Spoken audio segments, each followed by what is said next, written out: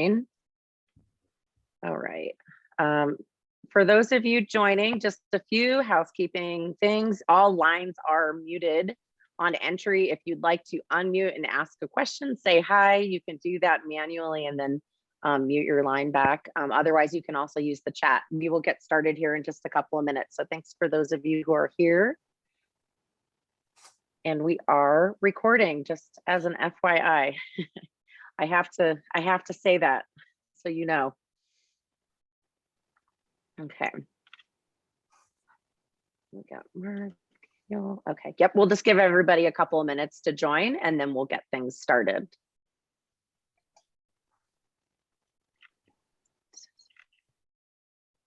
Okay. And David, I'm sorry. Were you going to be sharing your screen or Mac? Just Mac's got the screen. You will. Okay. Great.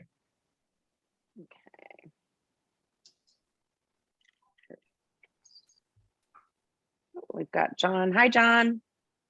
You can unmute yourself if you want to say hi. Hi there. How are you guys? Good morning. Morning, John. Everybody recover from peer-to-peer? Absolutely. It was good. It's a great event. We loved it. Yeah, I think it went well. People seemed upbeat, happy, and back to be together. You know? There's euphoria in the air to be able to see people face to face. Exactly. Yeah. John, I'm glad you were able to join. I think you may have missed the last one or two, right? Yeah, and I was going to tell you, you got some pretty good reviews, Heather. I can't remember. I was sitting at some table and they said, "Gosh, what a great hire Heather's been." How long have you been with Leavitt's now? 6 months, I think. So, and was it Aetna you were previously with? I was with Aetna for 12 years. Yeah. Yeah. Somebody was telling me that you got liberated from Aetna and have had a great run at. Yes, I would use those words. The carrier side of the business had done me in. I'm happy to be on this side. Yeah, it's a different world for sure. Cool. That's good. Yeah. No, I'm happy to be here working with all of you. So. You know, it might have been my first feedback that I got on you was from Justin, I think. I was riding in the van with him down from St. George to Vegas, and he went on and was telling me how good you've been doing since getting out of the Aetna Penitentiary. He was, was saying you've been a terrific. Yeah, he's a fan. Yeah, that's cool. Yeah, Justin and I are a great team. He's awesome. So he is good people. All right. We're still waiting for people to join in. So let's wait a minute or two if that's okay. Usually we get folks joining in late. So yeah, we've got Mark and Daniel. Hello again. We'll just give everybody just a minute and then we'll get started, see if we get a few more attendees. So very good. Heather, I attended a couple of shops or workshops there, sessions, agency culture, but innovation and technology. And Melanie was in high demand in all of these sessions. There was a lot of questions about applications and tools and resources and Eloqua and LinkedIn and all kinds of stuff. And she was very engaged, had to be, everybody was in technology, especially during COVID, People how to market online. Anyway. We've really upped our game very quickly here. So hopefully these webinars are part of it too. We can't be in person, but we can put this content out there and share our knowledge. So that's kind of the goal. So, well, I don't want to wait too much longer just because I know that we don't have a ton of time. We'll probably start seeing some people trickle in. So David and Mac, if you want to just get started, and Mark and Daniel here on the line are going to have like a really a private presentation here for a couple of minutes, and then hopefully the rest of our registrants join us.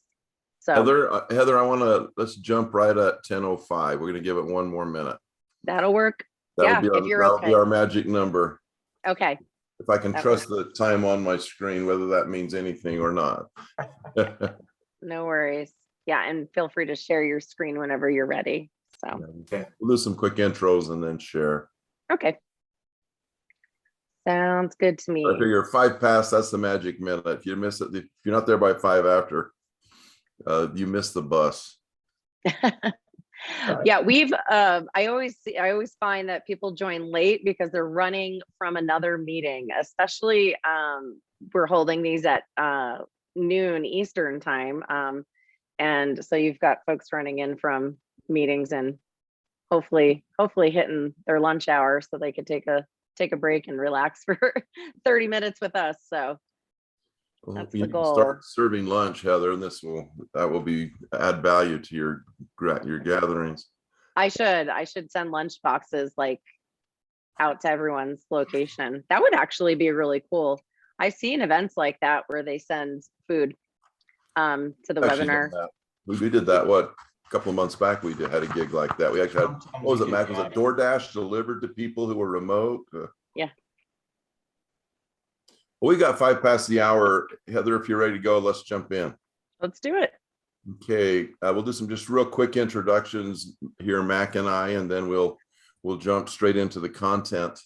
And you can see the screen. You can see my name, David Broadbent. I've been with the Leavitt Group for a little over 13 years. Prior to that, I was 23 years with Marsh & McLennan.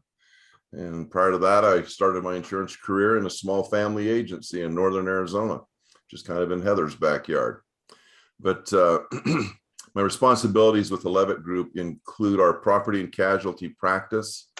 And I also guide our group. You'll hear an acronym on this particular topic today from time to time. You'll hear the acronym IRC. That's the Insurer Relations Council, and I chair that particular group. And I'll talk a little bit more about the makeup of that group and their purposes a bit later into the presentation. But yeah, Mac. Mac Naughton. I've worked for the Leavitt Group for 20 years in various capacities, and I work now with David to help manage our carrier and wholesaler relationships. So, but I've been, like David, we've both been on the agency side and been retail producers there, and so we've kind of seen both sides of the fence. Very good. Well, Mac, if you want to pop up that deck real quick, let's run through a few slides together. Go ahead and move forward. Our subject matter today, of course, is on building relationships with insurance companies. I presume that's the way it was sold to you. Hopefully that is the case. I will tell you, this is we're going to be here for about 30 minutes, a bit longer, depending on questions. So this will be somewhat brief, and it really focuses around the initiation process, building a brand new relationship or getting in the door with a new carrier that you don't currently do business with will be kind of the focus of what we do here. Implicit in what we discuss is the importance of having trusted carrier partners. As we all know, we are primarily retailers. We need product on the shelf, and we need providers of those products who we have faith in and who we trust and who trust us. The culture of the Leavitt Group is embedded in really everything that we do here. And I think you'll feel that and see that as we go through some of the points that we planned to discuss today. And the other kind of introductory comment that I would make is that the planning and preparation side is really the key to success in this area. With the Leavitt Group, because of our size and our scale, we obviously have a broad array of carrier relationships and are extremely well respected in the marketplace. And that's based on decades of performance. Way before me or Mac or anyone on this call was involved, these foundations, were laid in place. But when we're talking about, my point in mentioning that is that does not mean that we automatically get everything we want when we raise our hand with an insurance company. But we do have the ability to guide you and help you in preparing and positioning yourself with a new insurance company that will make you very desirable and interesting to them, in addition to the affiliation with us, which brings a degree of automatic credibility, but candidly, it's not enough without a plan. So let's start with kind of the evaluation process. The key in developing A new relationship is understanding where you are and how you got where you are. If you want to, advance that slide there, Mac. These are some of the things, and this is kind of business 101. I presume these are things that you've done or the information you have about your agency that you are familiar with. But before you decide what your plan is going to be or which carriers you should be seeking as far as new relationships, it's very important to understand where you are and how you got where you are. So an evaluation of your current book, and not just the book of business, but the people, all of the resources that go into this process. Your expertise in various industries. We happen to track by NICS codes, some track by SIC, doesn't matter. But knowing where your strengths are in industries, knowing where you have relationships, where you have, producers who maybe grew up in a particular industry that gives them knowledge and insight, into opening doors, that sort of thing. Centers of influence are key to the marketing strategy of any agency in terms of where your leads come from, where your key contacts are in your community, and in your overall trading, your MSA market service area. Your current contracts are of great importance, depending on who you're seeking as a new carrier partner, who has appointed you in the past, and how you're performing with those who have appointed you in the past is critical information that a potential new partner is going to be looking for, along with just your volume and account size. In the Leavitt group, what you will learn, if you don't already know this, is that we trade, I'd refer to it as the upper end of small commercial and then into middle market.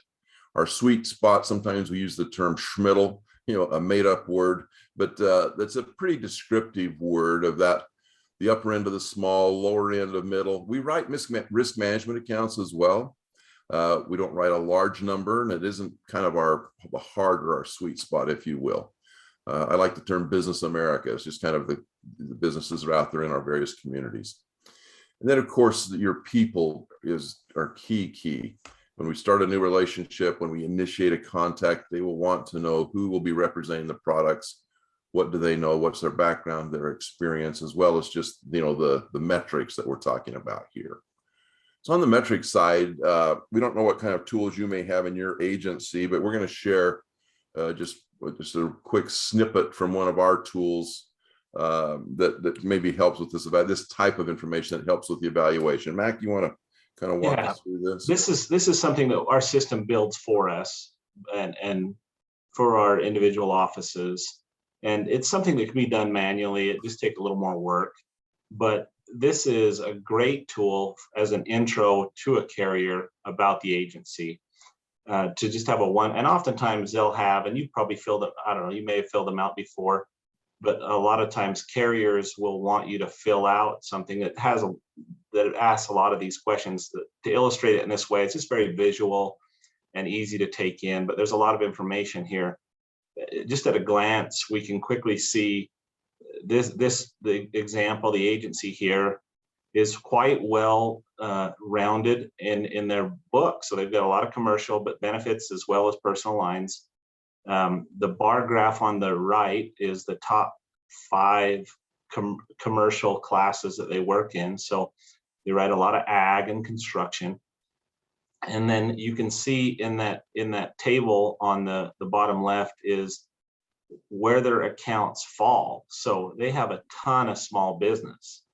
They have some nicer, bigger, larger sized accounts, but really small businesses where they live and breathe. And this is just a good illustration when you, as an intro to a carrier, to say, this is what we're doing. And this is who we are. Now, this shape, you can see at the bottom of this page, it says it's page 2 of 6. Our report goes on to show similar information about it shows our producers in each agency and their size of book, their growth rate, and their average account size, and then their top 5 classes as well. And those, so you're getting more granular, and right down at the producer level, you're showing, what's my stable of producers. It's a good conversation to have with a carrier, because they want to know, what kind of distribution you're going to be able to have of their products. So if you've got a bunch of aged producers that are kind of just sitting on books versus some growing producers that are growing their book and actively outselling, it's just a different story. And obviously you want to highlight the better points of it, but to be able to illustrate that in some way similar to what this illustration is, it helps you in your conversation with the carrier. And then this slide is going to look similar to the slide that David was talking about earlier. The difference is David's we were evaluating where we currently were, and in this case you want to try and identify where you want to be, and it may not be the same place.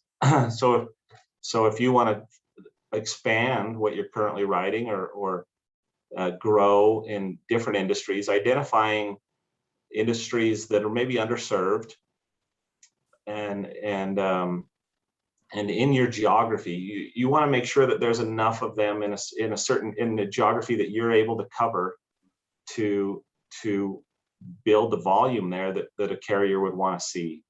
And then the average account size is such that it makes it worthwhile to go out and seek a carrier appointment, seek a relationship, and start into a new industry class.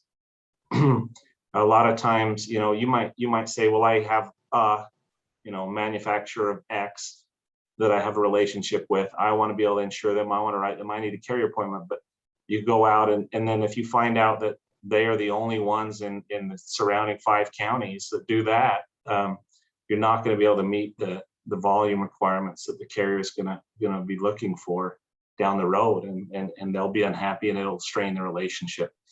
So these and then again, back to your stable of producers. Do you have the producers with the knowledge, and both the capacity to be out and selling new business and the knowledge to do so, and the account managers and support staff to help them in their efforts that can also with the capability to support clients and of the type you're going after. So as you've developed the information, you've set some goals and objectives. This slide here is really where you just kind of pull it all together in creating alignment between you and an insurance company. When you're seeking a new appointment in particular, when you come to a carrier, and we coach you on this, I mean, it's really coming from you. This is your agency. It's a reflection of who you are and where you want to be. But we'll coach you in ways that will help you present in the best possible way to a potential new insurance company partner. So this business plan, if you go in with a robust business plan that shows that you have clarity about where you are, you have clarity about where you want to go, and you have intel about the carrier, you know who they are. It's in particular, let's use an example of an agent who's coming from maybe the exclusive agency world into the independent agency world. The good news in that transition is that you now have access to a virtually unlimited marketplace as an independent agency. The bad news is you now have access to a virtually unlimited marketplace of insurance companies and wholesalers. So the challenge that you have is to be focused about your effort here. So your business plan, again, it's built around the priorities, the objectives that you've set that we've already talked about. It gets the attention of the carrier. It's not just, here's a phone call. Hey, we got a new guy. You're going to really like him. Let's get the appointment. Let's roll. This is much more thoughtful, methodical. We don't waste a lot of time on it, but when you go in with a plan, you've got it documented.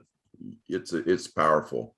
It's also the key to the ongoing relationship, because you've said as part of this process, the slide Mac just reviewed, part of that is you're going to be setting goals. Things like, we're going to be adding, 4 more commercial producers. We're going to add an employee benefits practice, whatever that case might be. And these are objectives we have around these new people. This is how we're going to get there, in addition to what the current stable, how that may look. And it gets the attention of the carriers. And again, we'll guide you and provide support as you go through this process of developing this plan. And then again, it's a living, breathing thing that's part of who you are over the long term. So let's segue now and talk a little bit more specifically about Leavitt resources. This slide here, it's a little bit busy, but it's a busy topic. And I'll emphasize, with the amount of time we're spending today, we're kind of scratching the surface a bit, hopefully hitting the kind of the key salient points. But the IRC, Insurer Relations Council, as I mentioned from the outset, the makeup of this group, virtually every member of the Leavitt executive team participates in the IRC in some fashion. Our objective in carrier relationships across the Leavitt group is with our prioritized carriers, that's a short list. There's probably between 50, actually the actively managed carrier relationship list is right at about 30, but our top 15 is really where we spend most of our time. But each one of these carrier executives of Leavitt executives is aligned with their counterpart carrier executives. So our goal is to be connected from the C-suite, I'm talking about the CEO, the top officers of the carrier, right down to the desk, the marketing rep, the underwriter, where the rubber meets the road with the agency. So our goal is to be connected really from top to bottom. That's our overall objective as the IRC. This organization, we've been in place for a long period of time. The IRC continues to evolve as carriers evolve, but it's a successful enterprise. And these relationships, I mean, there are members of the IRC who are on a first name, but you can pick any household name insurance company, Travelers, Hartford, CNA, Chubb, Nationwide, auto owners, Cincinnati, Philadelphia. You can run down that list, and there are members of our team who are on a first name basis with the CEO of the company, with the chief underwriting officer of the company, with the field operations leader. Now, that doesn't mean we automatically get what we want every time. Sometimes we come away with that impression. Well, call the chairman. You got a problem with Travelers, call Alan Schnitzer. He's the CEO. You know him. He'll do the deal, right? It doesn't really work like that. But what it does do is what I said at the outset: the relationship of trust that's being created with these carriers is based on having relationships and knowing people throughout the organization. So when it's a jump ball or a question, or trying to get somewhere that might be a bit of a challenge, hopefully that jump ball goes to us more often than not because of the time and effort we have put into that relationship. So again, back to your business, specifics of your business plan, we will help you based on our relationships and who we know, what we know about the appetite of these different carriers, what we know about their appointment process, how they go about it. Some of our larger carriers, an appointment is rather readily available. Others, it can be very challenging. We have some carriers who are very careful about geography. When we're first in, we love that. When we're trying to get somewhere and someone beat us there, we don't love it. But we navigate that and we understand it. And so we help guide that process. We have some more specific initiatives, like Mac, to take a little bit of time and talk about, kind of a bit more granular what happens with the appointment. Maybe talk a little, Mac, about our intentional marketing, as well as touch on the select wholesalers. And yeah, there are specific initiatives that drill down deeper than the broader Leavitt Group relationship. We drill down at the agency and producer level to try and match up carriers and their appetites and build those relationships at that level so that we can see success. Because no matter how good a relationship is at the top, that doesn't ride any business. We need to have our producers and agencies to have a good knowledge of the appetite, the capabilities of the carriers, and then a good relationship with their underwriters and field marketers. And so these initiatives are really designed around that, using data and our knowledge of our individual offices to help familiarize the carriers with them. And rather than using these national relationship leaders, we go to the different regions. Depending on how the carrier is divided, we get to know the regional leaders and then their team of sales reps and underwriters, and help them understand both the Leavitt Group as a whole and the individual agencies and what their strengths are. So the Select Wholesale initiative is similar in that we really want to focus on some preferred wholesalers, a small group that we feel can meet our needs, just to be able to have the volume there, to have the relationships, and it's a very similar process. I'm kind of partial to the wholesalers because I like that you can, if you don't, with carriers, if you don't like the underwriter that's assigned to you, oftentimes there's nothing you can do about it. But with wholesalers, you can work with who you want to work with, and I think that's a good thing, because it's a lot easier to build that relationship when it's based on personalities that align well. But those are a couple of the initiatives that we have going on at the Leavitt Group, just to help facilitate the developing of the relationship at the agency level. And most of what we've talked about so far has largely been kind of how to initiate a relationship with a carrier, but that's not where it ends. Once you have the appointment, there's a lot of maintenance that goes into it. And so And Mac, let me interject a comment about the wholesalers that you referenced. If you're actively working in the property and casualty business right now, it's no secret to you that the standard market has become much more challenging in many areas. You know, there's a lot of challenged property across the country. Excess casualty is a serious challenge. Cyber is kind of dominating everyone's horizon in some fashion. But this Select Wholesaler initiative, which is what, 10 years plus that's been in play, not only do they pay an override commission, which we like, but it's the relationship and the connectivity there and the understanding, and they're playing a more dominant role in the placement process right now than maybe they were a few years back. And that's not unusual. I mean, it's typical. I've been a licensed broker for over 40 years now. I hesitate to admit to that number. I'm usually talking to people that weren't born yet when I got my first license. But there are the insurance, the property and casualty, all of the industry goes in cycles. We have hard markets when pricing is very firm and very challenging, or a soft market where they're kind of giving it away. And there's a whole range of dynamics in our economy, not just the insurance industry, that drive the way that market performs. And again, we kind of help navigate that. But the wholesalers are really more important than ever right now. Mac, why don't you talk a little bit about, like, this slide where we've got prospects, sales competitions. Maybe talk a little about the sales process, some of the things that we do with carriers to develop prospects, or maybe some of the competitions we do together to generate activity. Yeah, so the one advantage of being part of a large, well, not one, but one of many, is the opportunity to kind of cross-pollinate both information and that competitiveness that is inherent in most producer type personalities.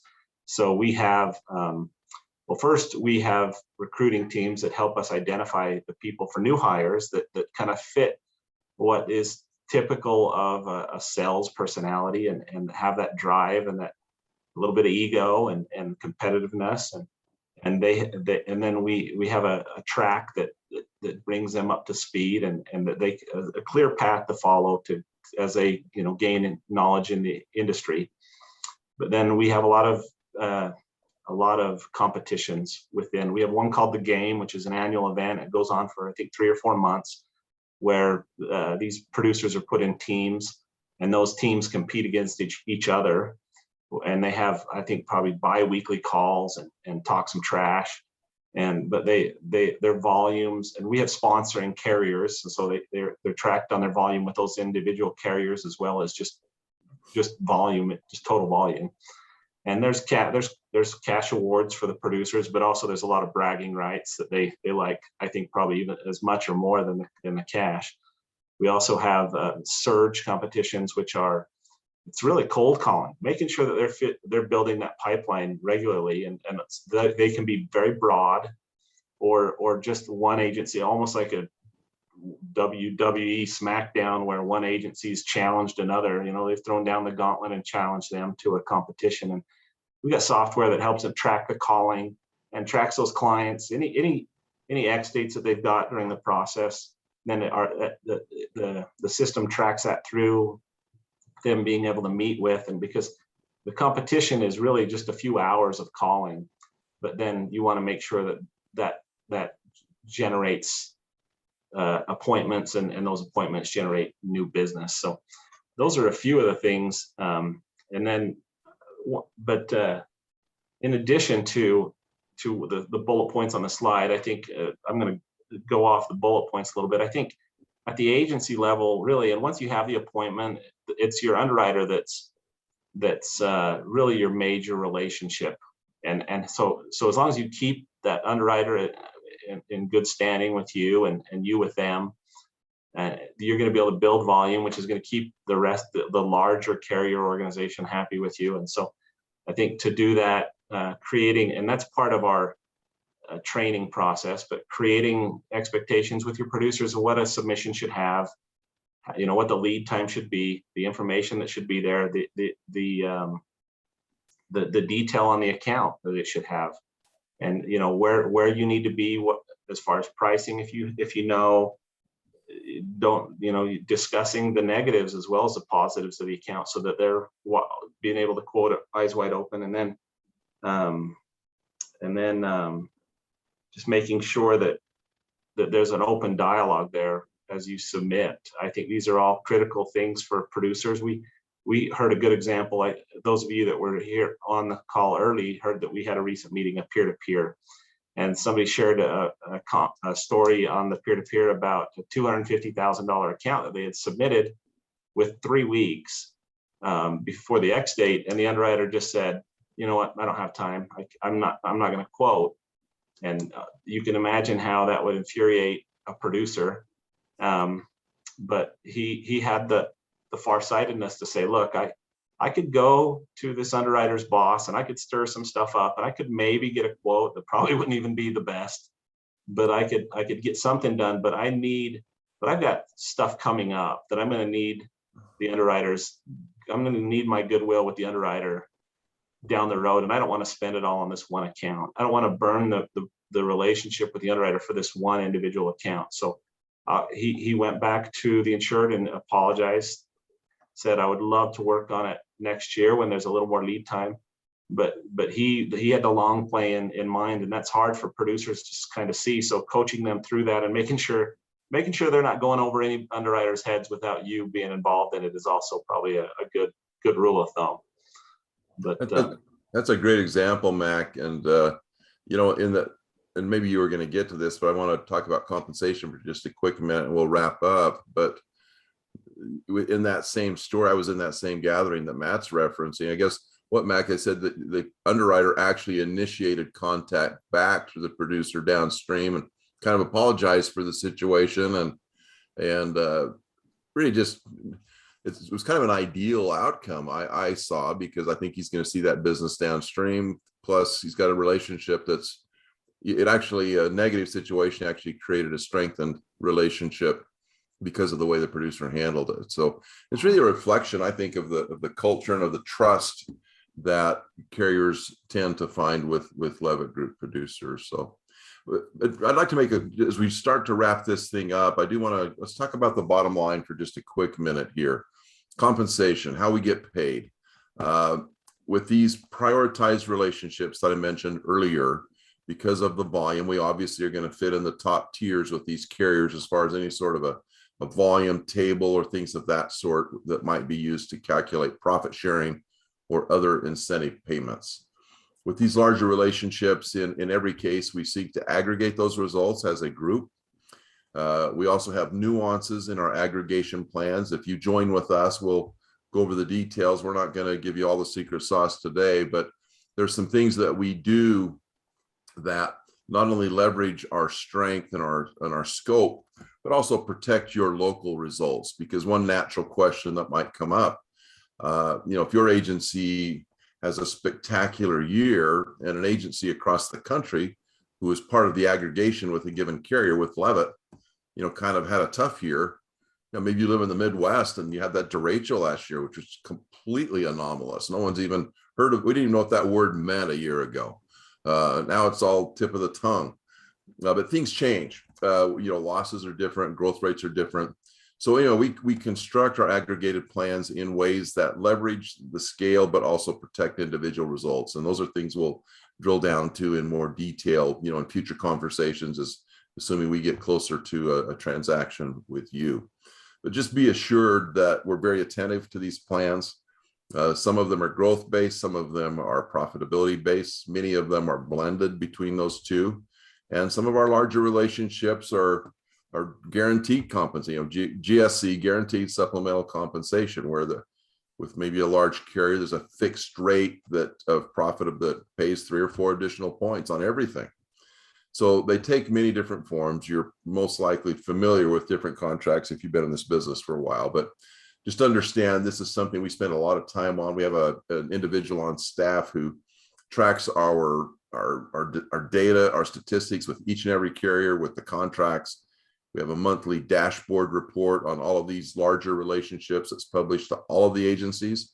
Lets us know if we're qualifying or not, lets us know what levers we might need to pull to qualify at a higher level or to enhance that potential payment on the profit sharing side. So lots of details there, but just want to give you just a bit of a flavor.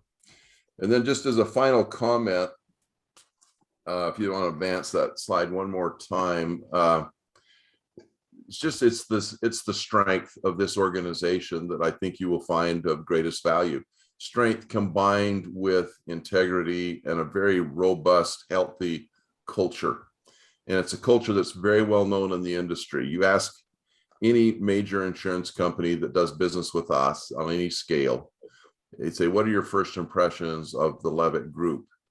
And among the first 2 or 3 words that you will hear every time are words like integrity, words like, when they make a commitment, they'll meet that commitment. The kind of things that you would hope that your partner might be saying about you. And like I mentioned, I've been here 13 years. It's not my first rodeo. I did this for 23 years with Marsh and McLennan in virtually all 50 states.